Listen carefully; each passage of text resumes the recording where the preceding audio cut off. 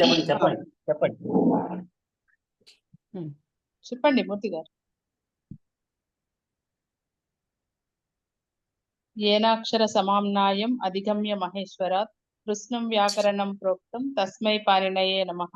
ఏన దౌతా గిర పుంసాం విమలైః శబ్దవారిభిః తమశ్చాజ్ఞానజం భిన్నం తస్మై పాణినయే నమః. అజ్ఞానాంధస్య లోకస్య జ్ఞానాంజన శలాఖయ చక్షురున్మీలితం ఏన తస్మై పాణినయే నమః. వాక్యకారం వరరుచిం భాష్యకారం పతంజలిం పాణినిం సూత్రకారం చ ప్రణతోస్మి మునిత్రయం. నమస్కారం అండి అందరికి. నమస్తే. అందరికి నమస్కారాలమ్మా. అయితే ఈరోజు మనము ఏం చేస్తున్నాము, నిన్న మొత్తం ఎంతవరకు అయిందండి? వందేథే వరకు అయిందా? వందాథే మధ్యమ పురుష ఏకవచనం అయిపోయింది. ఏకవచనం అయిపోయింది కదా. ఓకే, సో ఇప్పుడు మధ్యమ పురుష ద్వివచనం చేసుకుంటున్నాము. వంద ధాతువు, వంద ధాతువా వది ధాతువా? ఉపదేశంలో ఇప్పుడు వందకి ఉపదేశం ఏంటి? వది. ఓకేనా? సో ఇప్పుడు వంద ధాతువు, తర్వాత ఇదేంటిది? ఆత్మనేపది ధాతువు, అవునా? వాదిగణము. ఆ తర్వాత మనం లిట్ లకారం చేస్తున్నాము. మధ్యమ పురుష బహువచనం ద్వివచనం. మధ్యమ పురుష ద్వివచనం.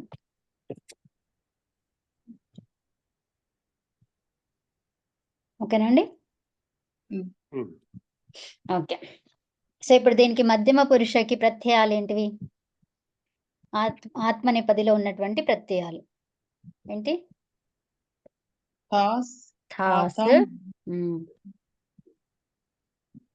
ఆథాం, ధ్వం, అవునా? ఇవి. సో ఇప్పుడు మనం చేయబోయేది ఏంటి? ఆథాం, అవునా? సో ఇప్పుడు వంద్, ఓకే, వది ధాతువు అయితే మరి వంద్ ఎలా వచ్చింది చెప్పండి? ఇదితో నుమ్ ధాతోహో. మరి అది నుమ్ అనేది ఆగమం ఎక్కడ పెట్టాలి అని చెప్పింది?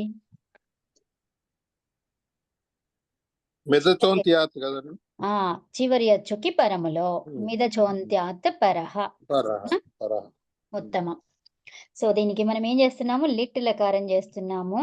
ఆ లిట్ లకారములో మనకేమొచ్చింది? లిట్ లకారములో ఉన్నటువంటి ప్రత్యయం ఏంటి? పరోక్షే అనద్యతన పరోక్షే లిట్. అనద్యతన పరోక్షే లిట్. తర్వాత వంద్ ప్లస్ లిట్. ఆ తర్వాత వంద్ ప్లస్ ఆథాం. దాని ప్రత్యయం ఏంటిది? ఆథాం, అవునా? ఆథాం. సో ఇప్పుడు మనం ఏం చేస్తున్నాం? ఏ లకారము? లిట్ లకారం చేస్తున్నాము. కాబట్టి ఏం కావాలి మనకి? లిట్ లకారంలో ద్విత్వం కావాలి. ఆ వంద్ అనే ధాతువు ఏంటిది? అది ద్విత్వంతో ఉండేటువంటిదా? కాదు. వాదికరణంలో ద్విత్వం అనేదే ఉండదు, అవునా? అందుకని ద్విత్వం లేని దానికి కాబట్టి చెప్పండి సూత్రం ఏంటి? లిటస్థోర్ అనభ్యాసస్య, అవునా? వంద్ ప్లస్ వంద్ లిటి ధాతోర్ అనభ్యాసస్య వంద్ ప్లస్ ఆథాం, అవునా? ఈ ఆథాం ఏమైంది? ఆథే. ఎందుకు? టిత ఆత్మనేపదానాం తేరే. సో దాంతోని ఆథే అయింది కదండి. తర్వాత ఈ మొదటి ధాతువులో అభ్యాసములో ఇప్పుడు రెండు ధాతువులు వచ్చినాయంటే దానికి ఏమని పేరు? అభ్యస్తం, అవునా? సో అభ్యస్తములో మొదటి ధాతువుకి ఏమని పేరు? అభ్యాసం అని పేరు. సో ఈ అభ్యాసంలో ఎన్ని తీసుకోవాలి అక్షరాలు? ఒకటే అక్షరం తీసుకుంటాం. ఒకటే అక్షరమా లేకపోతే ఒక హల్లు తీసుకుంటాము? అచ్చుతో కూడిన హల్లు తీసుకుంటాము. ఉత్తమం. తర్వాత ఇంకా ఆ తర్వాత వంద్ అలాగే ఉంటది, అవునా? ఇక్కడ నశ్చ పదాంతస్య జలి గుర్తొస్తుందా? నకారం కనిపించిందంటే ఆ మూడు చెప్పేసేయండి. అవునా? నశ్చా నచ్చ పదాంతస్య జలి. దాంతో జలి. ఏమైంది? నకారం అనుస్వారమైంది. ఆ తర్వాత అనుస్వారమైంది. ఉమ్, అనుస్వారస్య ఏయి పరసవర్ణః తోని మళ్ళీ నకారమైంది. ఉత్తమం. ఆ తర్వాత ఆథే. అవునా? ఇప్పుడు ఏమైందండి మొత్తం కలిపితే? వవందాథే. వవందాథే. ఉత్తమం. ఉమ్.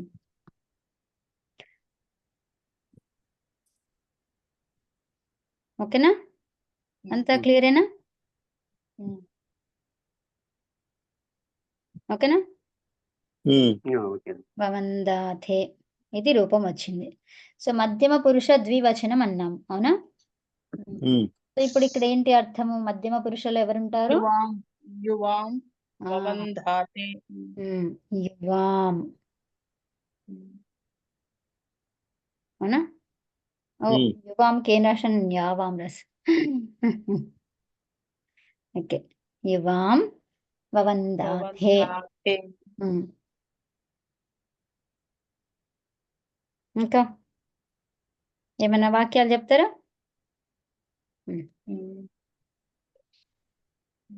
మీరిద్దరూ నమస్కరించారట. ఇద్దరు నమస్కరించారట. యువాం వందాథే. వవందాథే. వవందాథే. ఉత్తమం. సో ఫస్ట్ ఏమైంది? మళ్ళీ శిష్యౌ ఒకసారి ఇది. శిష్యౌ శిష్యౌ గురుం వవందాథే. ఉత్తమం. శిష్యౌ గురుం వవందాతే. శిష్యులిద్దరూ గురువుకి నమస్కరించారట. అవునా? ఇంకా సో ఒక్కసారి ఇది మళ్ళీ ఒక్కసారి చూద్దాము. వంద ధాతువు. అవునా? ఈ వంద ధాతువు ఎక్కడుంది? వది. వది అనేది రూపం. అవునా? అది ఉపదేశంలో ఉన్నటువంటిది ఏంటిది? అది వది. వది అనేది ఉపదేశంలో ఉంది కాబట్టి దాంట్లో ఏమనొచ్చు మరి? భూవాదయో ధాతవః. అవునా? సో భూవాదయో ధాతవః ఉపదేశంలో ఉన్న వాటికి ఏమైతుంది? ఇత్తులు వస్తాయి. అవునా? అవును, లోపం అవుతుంది. అవునా? అప్పుడు వదిలో ఏమైంది? ఈ అనేది ఉపదేశే సో దాంట్లో ఉపదేశాలలో మీకు ఆ గ్రూప్ లో నేను పెట్టాను. ఏంటి అది? కారిక పెట్టాను అక్కడ. ఉపదేశాలది కారిక. అదే ఓకే. తర్వాత అక్కడ ఈ అనేది ఉపదేశ జనునాసిక ఎత్తుతో పోయింది అది.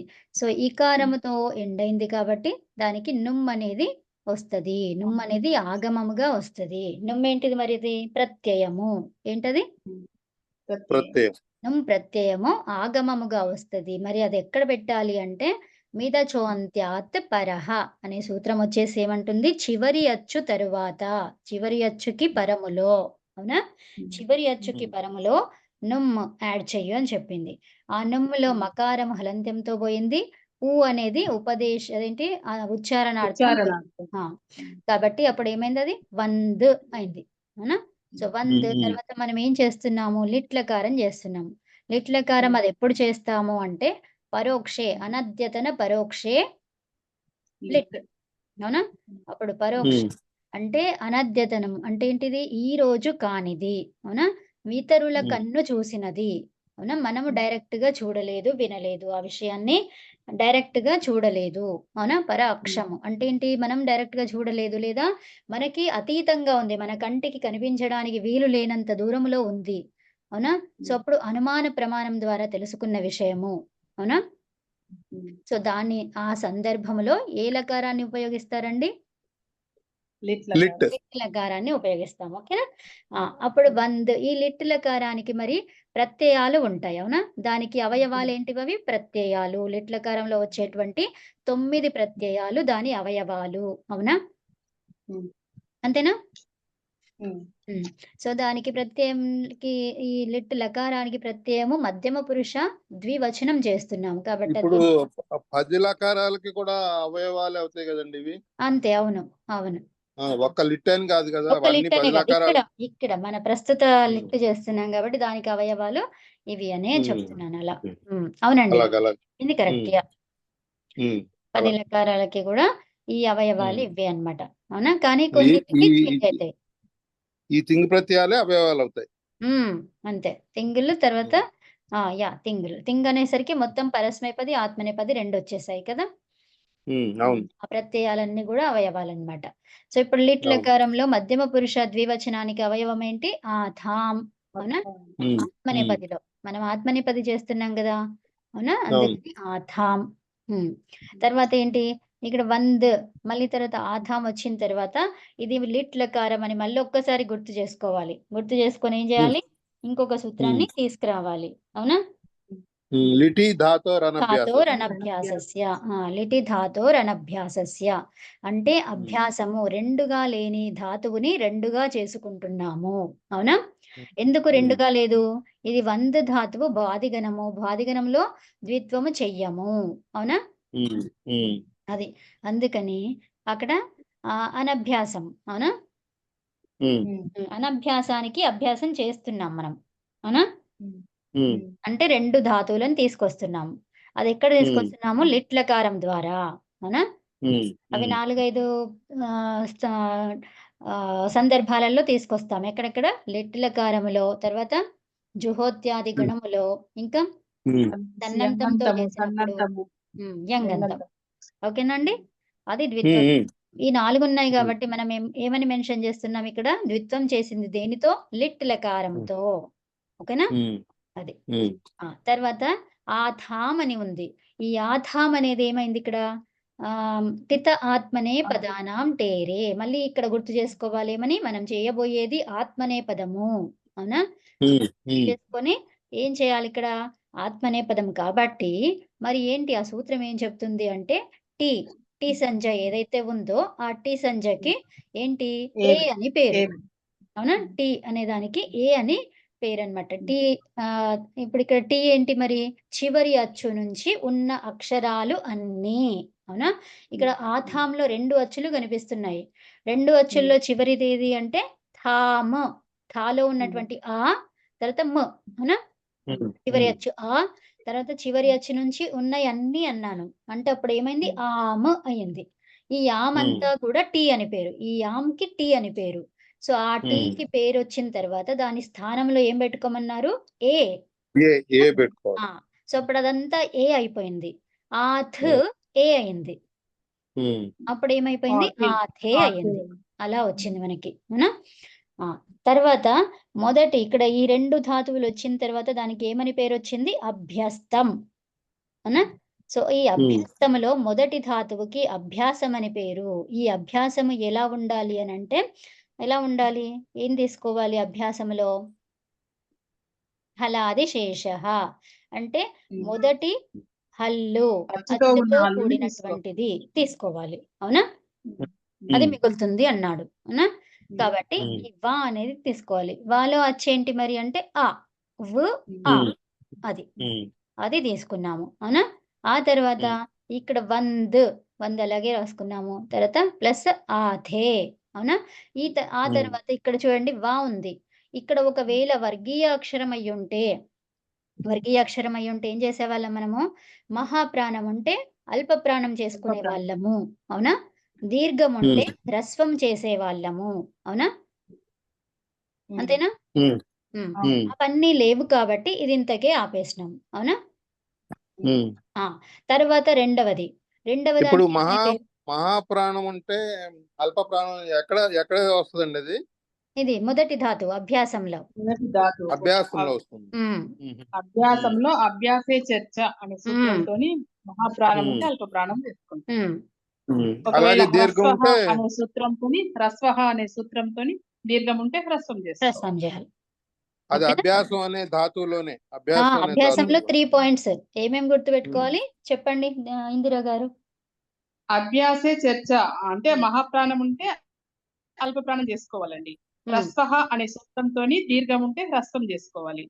హలాది శేషః అనే సూత్రంతోని మొదట హల్లుతో ఉన్న అచ్చుతో ఉన్న హల్లును తీసుకోవాలి. అది. ఇవి 3 కూడా జరిగింది దేనికి? అభ్యాసం.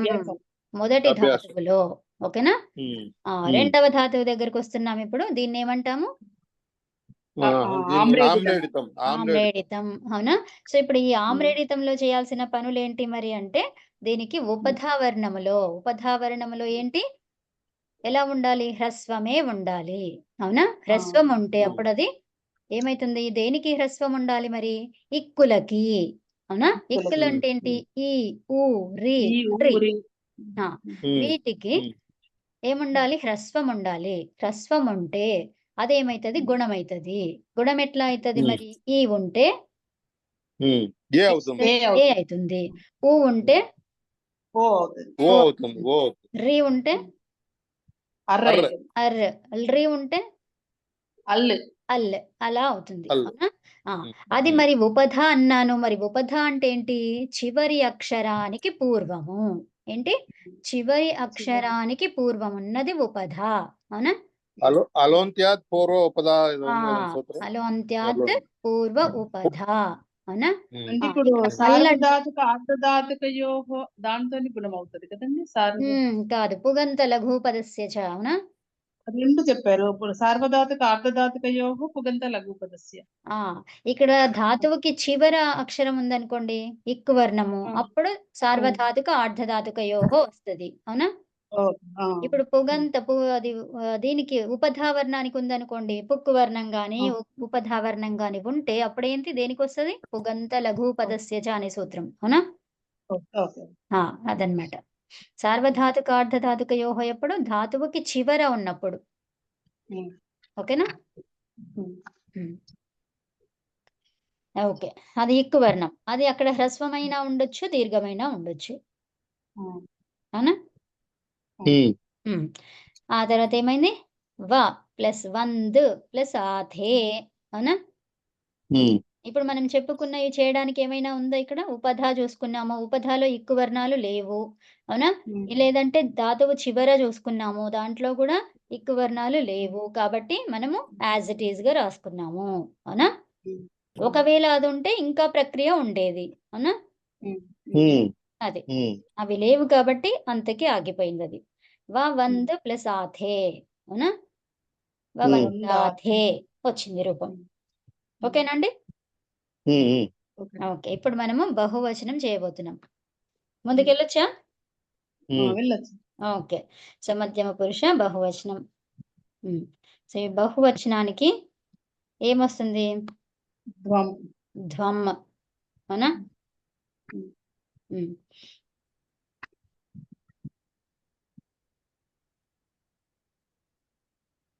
అది రాస్తున్నారా? ఇందాక అడగలేదు. రాశాను.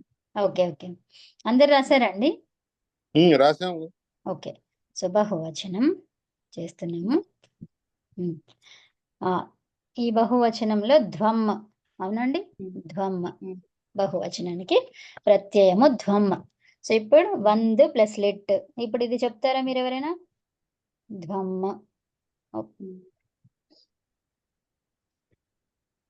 ద్వే అవుతుంది. ఆత్మనే పదానాం పేరుతోని ద్వే అవుతుంది. ద్వే అయ్యింది. అవునా? తర్వాత వంద్ వంద్ వందద్వే వందద్వే వస్తుందండి. అంతే. వంద్ ప్లస్ వంద్. ఇక్కడ ధ ఉంది. ధ ఉంటే ఏంటది? ధ ఉంటే ఏంటి? ధ వల్ ప్రత్యాహారమా? వల్ ప్రత్యాహారం వస్తుంది. వల్లే కదండి. వల్ ప్రత్యాహారం వస్తే ఏం కావాలి మనకి? ఏం కావాలి? ఇట్ ఆగమం కావాలి. ఇట్ కావాలి. ఇట్ ఎక్కడ రావాలి మరి? ఆద్యంత ఉటకితో ప్రత్యయానికి ముందు రావాలి. అప్పుడు ఏమైంది మనకి? ఈ టకారం హలంత్యంతో పోయింది. అప్పుడు ఏమైంది? వందిద్వే. అర్థమైందా? ఓకే, ఉత్తమం. ఇక్కడ పైన రాస్తున్నా. వందిద్వే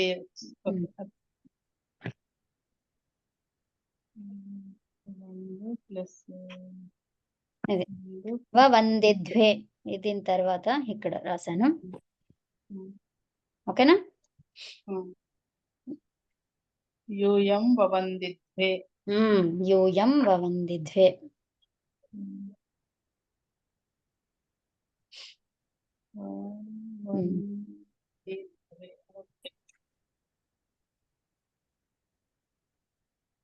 ఇది అర్థమైందండి అందరికి? ఇట్ ఎట్లా వచ్చిందో? అర్థమైంది. అదే వల్ల ప్రత్యాహారంలో ఆ ఉంది కదా. ఇదేంటి మరి? వల్ ప్రత్యాహారం వచ్చింది కదా. వలాదే కదా. అంతే. ఈ ధాతువు మనము ఎక్కడ చేస్తున్నాము? ఆర్ధధాతుకంతో చేస్తున్నామా లేకపోతే సార్వధాతుకంలో చేస్తున్నామా? ఈ వంద ధాతువుని ఎందులో చేస్తున్నాము? ఆర్ధధాతుకంలో చేస్తున్నాము. లిట్ లకారం ఏంటి? ఆర్ధధాతుకం కదా. కాబట్టి ఆర్ధధాతుక సేడ్ వలాదేహే అవునా. అప్పుడు ఆ సూత్రం ఏమంటుంది? వల్లు ప్రత్యాహారముతో ప్రత్యయము మొదలైతే ఈ ధ్వం అనేది ఏంటిది? ధ్వం అనేది ప్రత్యయమే కదా. ఆ ప్రత్యయములో వల్ ప్రత్యాహారముతో మొదలైనటువంటి అక్షరం ఉండాలి అక్కడ. ఉంది. కాబట్టి అప్పుడు ఏమైతుంది? అది ఇట్ ఆగమం అవుతుంది. ఈ ఆగమం వచ్చేది మరి అది ఎక్కడ రావాలి? ప్రత్యయానికని మనకు తెలిసింది. ఆ ప్రత్యయానికి ఎడమ వైపా కుడి వైపా, పూర్వమా పరమా కదా. పూర్వం వచ్చింది. ప్రత్యయానికి పూర్వం. వవంది ద్వే, వవంది ద్వే, ఈటకారం హలంత్యంతో పోయింది. వవంది ద్వే వచ్చింది. ఓకేనా. ఓకే. సో ఇప్పుడు మనము యత్ తీసుకున్నాం అనుకోండి, యత్ ధాతువు. అప్పుడు ఏమైతుంది? యత్ అంటే ప్రయత్నించడం అవునా. యాక్ రాదు కదండి, వల్ ప్రత్యాహారంలో కాదు కదా. యా వదిలిపెట్టి మిగతా యత్తులో బహువచనంలో ఇదే సేమ్. మధ్యమ పురుష బహువచనంలో ఎలా వస్తుంది యత్ అనే ధాతువు? యా యతద్వే. ఈ రాదు కదండి, ఇటు రాదు కదా. ఎందుకు రాదు? అంటే వల్ ప్రత్యాహారంలో లేదు కదా. వల్ ప్రత్యాహారంలో కదా వల్ అంటే. ఇక్కడ చూడండి, అది దేనికి చేస్తున్నారు? ఇట్ ఆగమం దేనికి వస్తుంది? ప్రత్యయానికి. మరి ప్రత్యయం ద్వేనే కదా, సేమే కదా. ద్వే కరెక్టేనండి. ది రాదు కదా అంటున్నా. యతి ఈ రాదు కదా. ఈ ఎందుకు రాదు? ఎందుకు రాదు? ఓహో ద్వే. కరెక్ట్ అర్థమైంది. యతి ప్రయత్నే, ట్రై అవునా, ప్రయత్నం చేయడం. యతి ప్రయత్నే అవునా. యతి ద్వే, యతి ద్వే. సో ఇక్కడ ఇది లిట్లకారంలో కొంచెం ఇది తేడా ఉంటది. నాకు ఆలోచన లేకుండా కొంచెం తొందరపాటు ఎక్కువ నాది. దీంట్లో యత్ యత్ ఉంటది కదా. యత్ తర్వాత ద్వే ఉంది. ద్వే ఉంది అంటే ఇట్ వస్తుంది అంతే కదా. ప్రత్యయానికి. తర్వాత దేనికి వస్తుంది? మాకు వస్తుంది అవునా. హింగ్ అవునా. మహింగ్ అన్నప్పుడు ఏమైంది? అక్కడ మాకు వచ్చింది అవునా. తర్వాత అది ఉత్తమ పురుష ప్రత్యయాలు ఏంటివి? ఇట్. ఇట్కి రాదు. ఇట్ అనేది ఇట్లో అచ్చు ఉంది కాబట్టి అది రాదు అవునా. వహిలో వస్తుందా? ఇట్ వహి మహింగ్ వస్తుంది కదండి. బాగుంది కాబట్టి ఇట్ వస్తుంది అవునా. మహింగ్ లో మా ఉంది కాబట్టి ఇట్ వస్తుంది. అదే ఓకేనా. సో ఇప్పుడు ఈ యతతే అనే దానికి మీకు అర్థమైంది. యతి ద్వే అనేది వస్తుంది అనేది అర్థమైంది అవునా. కానీ దానికి కొంచెం ముందు వేరే సూత్రాలు వస్తాయి. యత్ ఈ ద్వే అంతవరకు వచ్చింది మీకు. తర్వాత శేషతోని యా వచ్చింది. యత్ వచ్చింది. ఎప్పుడైతే యత్ అనేది ఉందో అక్కడ అత ఏక హల్ మధ్యే అనాదేశాదేహే లిట్టి. అది గుర్తుందా మీకు? ఏదండి? ఏక హల్ మధ్యే, అది చాలా సార్లు చెప్పుకున్నాం మనం, చాలా రోజులు. ఏక హల్ మధ్యే అనాదేశాదేర్ లిటి అనేది చెప్పుకున్నాం, గుర్తుందా?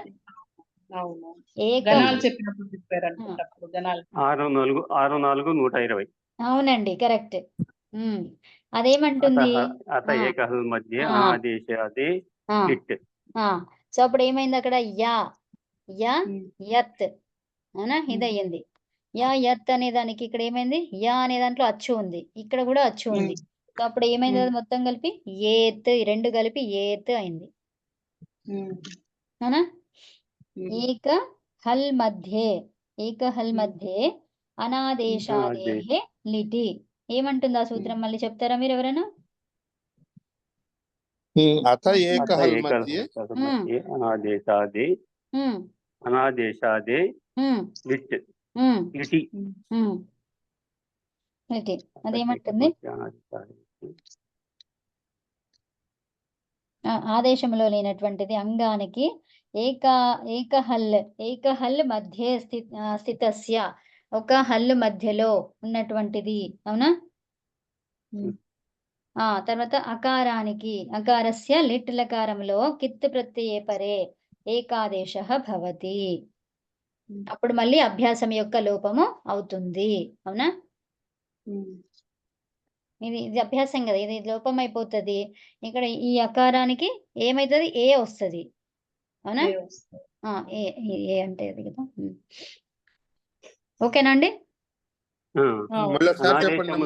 అనాదేశములో అంగము యొక్క ఏకహల్ యందు ఉన్నటువంటి అకారము యొక్క లిట్లకారానికి కిత్ ప్రత్యయము పరములో ఉంటే ఏకారం ఆదేశంగా వస్తుంది. అలాగే అభ్యాసంలో మొదటి ధాతువు లోపం అవుతుంది. ఉత్తమం. సో ఇప్పుడు ఇక్కడ ఏమన్నాము? ఎత్ అనేది వచ్చింది. అవునా? ఎత్ ఈ ద్వే. అవునా? సో ఇప్పుడు ఈ హలాదిశేష అనేదంతా ఇయా తీసుకున్నాము. అవునా? ఆ తర్వాత ఎత్ ఈ ద్వే. అవునా? ఆ తర్వాత ఇక్కడ ఏమైంది? ఇక్కడ ఏముంది? ఇక్కడ ఎత్తులో అనాదేశం. అనాదేశం అంటే ఏంటి మరి? ఆదేశం రాకపోవటం కదా. అంతే. తర్వాత ఈ అంగములో ఏకహల్ మధ్యే. అవునా? ఇక్కడ అంగం అంటే ఏదండి? యా ఎత్త ఇదంతా మొత్తం ఈ కూడానా? ఈ కూడా వస్తుంది. ద్వే ఒకటి వదిలిపెట్టాలి అంతే. ఓకే. యాక్చువల్ గా ఈ వస్తుందా? ఈ రాదు అనుకుంటా. ఈ రాదు. ఈ రాదా? ఈ రాదు. ఇంతవరకే అంగం. అంటే ప్రత్యయానికి ముందంతా అన్నారు కదా. వరకే. ప్రత్యయానికి ముందు అంగం అంటారుగా. ప్రత్యయానికి పూర్వం ఉన్నదంతా అంగమే. కానీ ఈ ప్రత్యయంతో పాటు ఇది వచ్చింది కదా. ప్రత్యయానికి ఇది వచ్చింది అంటే కరెక్టేలే. ఇదంతా అంగమే. కరెక్టే మీరు అన్నట్టు. ఇదంతా అంగమే. ఈ వరకే అంగం. సో ఈ వరకే అంగము. సో దాంట్లో ఏమన్నాడు? ఏకహల్ మధ్య స్థితస్య అకారస్య. ఇక్కడ అకారం ఉందా ఇందులో? ఉందిగా. యాలో అకారం ఉందిగా. యాలో అకారం ఉంది కదా. సో దాంట్లో ఏమంటున్నాడు? లిట్లకారంలో ఇది కిత్ ప్రత్యయ పరే అన్నాడు. ఏది కిత్? ఇది దీంట్లో కిత్ ఏది? ఇది ద్వే అనేది కిత్. ద్వే అనేది కిత్. అంతే కదా. దానికి పరములో అంటే ఇక్కడ అన్నమాట. పరే అంటే ఇది పూర్వం. కిత్ అంటే కకారం ఇత్తవాలి కదమ్మా. అందులో లేదు. కానీ ఇప్పుడు ఏంటి మరి? అది దేనిలాగా పనిచేసింది? అది ఆత్మనే పదములో ఇది ద్వే అనేది ఏంటిది? ప్రత్యయం కదా. అపిత్ కదా. అపిత్. సో ఈ అపిత్తులన్నీ ఏంటివి? గిత్వత్ భవతి. గిత్తులన్నీ కిత్తులు. అవునా? గిత్తులు సకారం ఎత్తైంది. అవునా? గిత్తులన్నీ దేనిలాగా పనిచేస్తాయి? కిత్తులాగా పనిచేస్తాయి. అది ఏ సూత్రం వల్ల అది కిత్తులాగా పనిచేసేది? ఇదా ఏ సూత్రం అది? మనం చెప్పుకున్నాం. మనం ఈ మధ్య చెప్పాము. దాంట్లో చెప్పాను కదా. కిత్వత్ అసంయోగాల్ లిట్ కిత్. అసంయోగాల్ లిట్ కిత్. అసంయోగాత్ లిట్ కిత్. అవునండి. అదే. సంయోగం. అసంయోగం ఎక్కడ చూసుకోవాలి? ఇక్కడ ఎత్తులో చూసుకోవాలి. ఎత్తులో అసంయోగం. అత్త అనేది సంయోగం కదా. సంయోగం అంటే ఏంటిది? రెండు కలిపి ఉండడం. అది లేదు కదా. విడివిడిగా ఉన్నాయి. అవును, అర్థమైందండి. అంటే సంయోగం లేదు. సో ఇప్పుడు ఏంటంటే దానికి అకారానికి ఏకారం వస్తుంది. అప్పుడు ఏమైంది? ఏత్ అయింది. అవునా? మరి ఈ యా ఏమైంది? అభ్యాసంలో ఉన్నటువంటిది లోపం అవుతుంది. ఇది లోపం అయిపోతుంది. అప్పుడు ఏత్. అవునా? ఏతిద్వే ఏంటి రూపం? ఏతిద్వే.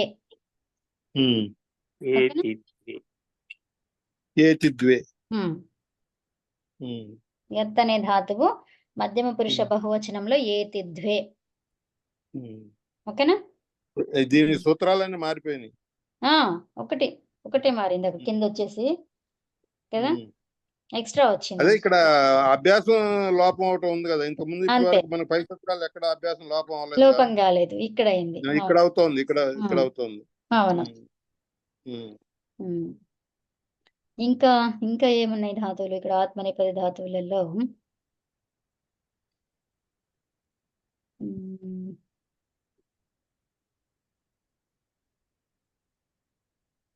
ఏధ్ ధాతువు ఉంది. ఏధ్ ధాతువు దేంతో మొదలైంది? అది అచ్చుతో మొదలైంది, అవునా? సో అచ్చుతో మొదలైంది. మిగతావన్నీ కూడా కొన్ని వేరేవన్నీ కూడా దేంతో మొదలైతాయి? హల్లుతో మొదలైతాయి, అవునా? ఇప్పుడు ఆత్మనేపథ్య ధాతువులు అన్నప్పుడు అది అచ్చుతో మొదలవుతుందా హల్లుతో మొదలవుతుందా అది కూడా చూసుకోవాలండి. యా దేనికి యూజ్ అవుతుంది అంటే దీంతో, అదేంటి లంగలకారంలో. అప్పుడు మనం ఏమవుతుంది? లిట్ చేస్తున్నాం కదా, లిట్ చేసినప్పుడు కూడా అసలు అది మూలధాతు దేంతో మొదలైంది అనేది చూసుకోవాలి, అచ్చా హల్లా అనేది. అవునండి. సరే సరే. సో ఇప్పుడు ఏధ్ ధాతు దాని వల్ల ఏంటి ప్రయోజనం అండి, అలా చూసుకోవటం వల్ల వచ్చే ప్రయోజనం ఏంటి? ప్రయోజనం ఏంటంటే ఇప్పుడు ఏధ్ అనేది ఉంది కదా, ఇప్పుడు లంగులకారంలో, లుంగులకారంలో, రింగులకారంలో ఏమవుతుందంటే ఇక్కడ అచ్చుతో మొదలైతే ఆట్ వస్తుంది అనమాట. ఆట్ అనేది ఆగమంగా వస్తుంది. ఆట్ ప్లస్ ఏధ్ అలా వస్తుంది అనమాట. మామూలుగా అయితే అదే హల్లుతో అయితే అట్ ఇక అది అచ్చుతో వస్తే ఆట్ వస్తుందా అనేది అంటున్నారు కదా. అచ్చు కాకుండా హల్లుతో మొదలైంది అనుకోండి ధాతువు. ఇప్పుడు వందు కాదు, ఇప్పుడు ఏంది ఖాదు తీసుకుందాం. సో ఇప్పుడు ఖాదు ఏంటిది? ఇది హల్లుతో మొదలైంది. అప్పుడు ఆ వస్తుంది, ఆ ప్లస్ ఖాదు అట్లా. ఆట్ రాదు, ఆ అనేది ఒకటే వస్తుందా? మరి ఇప్పుడు వంద కూడా అది హల్లే కదా. వంద కూడా హల్లే, అవును, వందలో కూడా అంతే. మరి అక్కడ ఆ పెట్టుకోలేదుగా మనం. నేను లంగు, లుంగుల్, రింగ్ వీటిల గురించి చెప్తున్నాను ఇక్కడ. వాటి గురించి చెప్తున్నారు. అక్కడ అలా వస్తుంది. ఇక్కడ లిట్టులోనేమో ఏధు ఉంది కదా, ఇప్పుడు ఏధులో ఇప్పుడు ఏం చేస్తున్నాం మనము? ధ్వం చేస్తున్నాం. ధ్వంలో ద్వే, అవునా? ద్వే వచ్చిందంటే మళ్ళీ ఈ వస్తుంది, ఈ ప్లస్ ద్వే, అవునా? మళ్ళీ తర్వాత ఇక్కడ ఏధ్ 2 సార్లు రాస్తాము. ఆ తర్వాత ఏమైంది? మొక్క హల్లు తీసుకుంటాం మనం. సో ఇప్పుడు దీనికి ఏధికి ముందు ఇజాదేశ ఏమొస్తుంది? గురుమతో నృత్య అది వస్తుంది అనమాట. ఏంటది? గురుమతో అంటున్నాడు. ఎందుకు గురుమతో అంటే ఇక్కడ అప్పుడు మనకి ఆమ్ అనేది వస్తుంది అనమాట. ఇక్కడ ఆమ్ అనేది వచ్చింది. ఆమ్ వస్తే ఏమొస్తుంది అప్పుడు? క్రీ, తర్వాత భూ, ఆ తర్వాత అస్, ఇవి వస్తాయి కదా. ఆమ్ వచ్చిందంటే ఈ 3 వస్తాయి. ఇచ్చు ఆదిలో ఉన్నటువంటిది ఇజాది, అవునా? అప్పుడు గురుమాన్ అది పనిచేస్తుంది అనమాట. ఇచ్చాదిది గురుమాన్. అప్పుడు ఏమైతుంది? అది ఇక్కడ ఇప్పుడు ఏధి ఉంది కదండి, ఏధి ధాతు, అవునా? సో ఏధి ధాతు ఇది ఏమైంది? ఇక్కడ అచ్చు, ఇక్కడ అచ్చు ఉంది, అవునా? సో అంటే ఈ ఇచ్చు ఆదిలో అన్నమాట. ఇచ్చాదిలో ఉన్నటువంటిది. ఇచ్చాదిలో అంటే ఏంటి?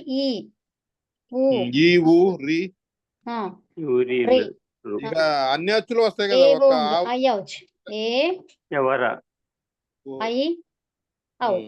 అంతే, మొత్తం అన్ని అచ్చులు అంటే ఆ వదిలేసి, అవునా? సో వీటికి ఏమైతుంది అంటున్నాడు? ఇది దేనిలాగా పనిచేస్తుంది? గురు అంటే ఏంటిది? దీర్ఘం లాగా పనిచేస్తుంది.